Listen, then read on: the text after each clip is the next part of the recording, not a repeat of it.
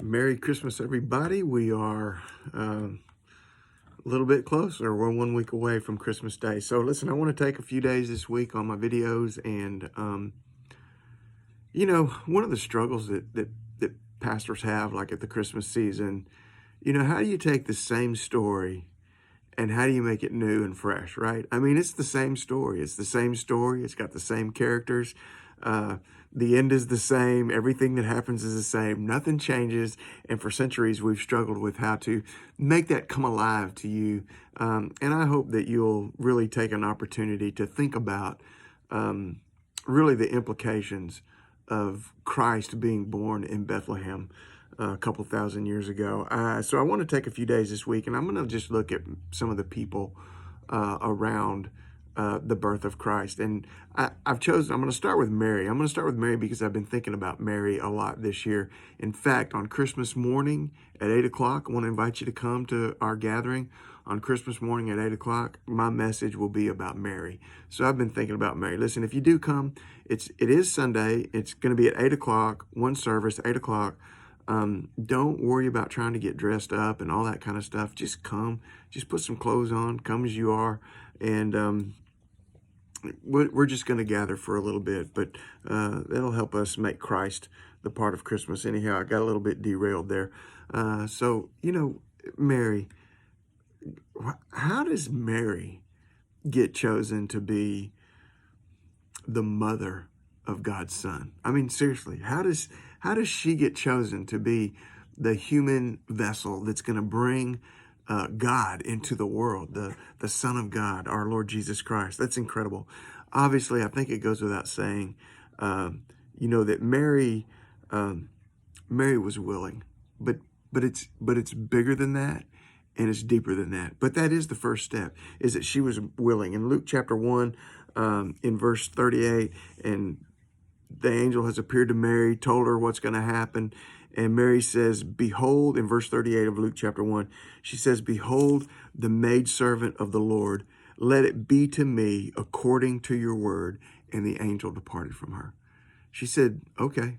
Just let it be. Just as you said, just let it be. Let it happen. She was willing. The truth is, the reason God doesn't work in some people's lives is because they're not willing. Now, look, you're willing for him to sweep in and fix all your problems. You're willing to let him sweep in and fix your messes. You're willing to let him sweep in and take care of all the hardships that life has thrown at you. But you're not really willing to let God make you put yourself on the line. She was willing. She was willing. She said, let it be to me according to your word. And so she was willing to do that. A little bit later, she goes and visits her cousin Mary. And verse 45, she goes and visits Elizabeth.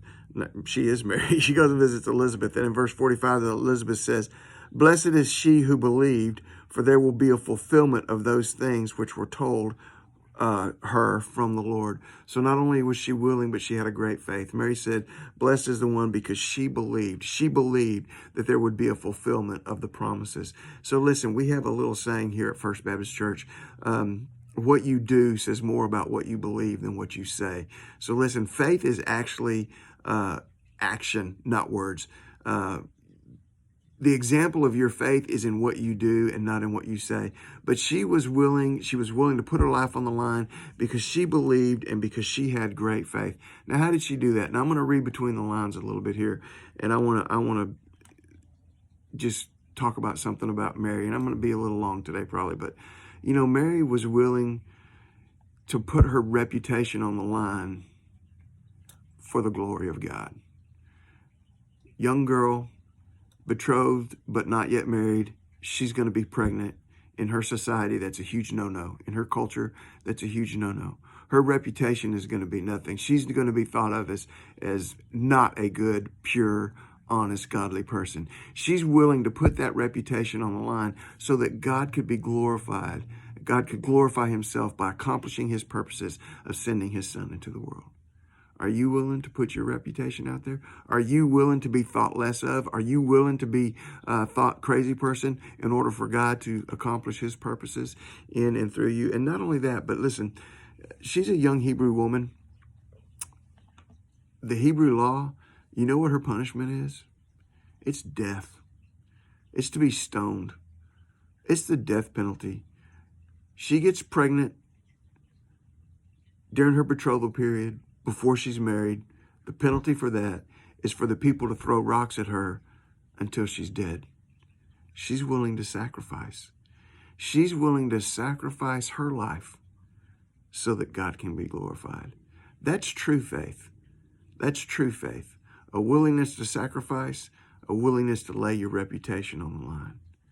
Mary was willing. Mary was willing because Mary believed in the promises of God, and she was willing to lay it all on the line for him. How about you? Get out there in faith today this Christmas. God bless you. Bye.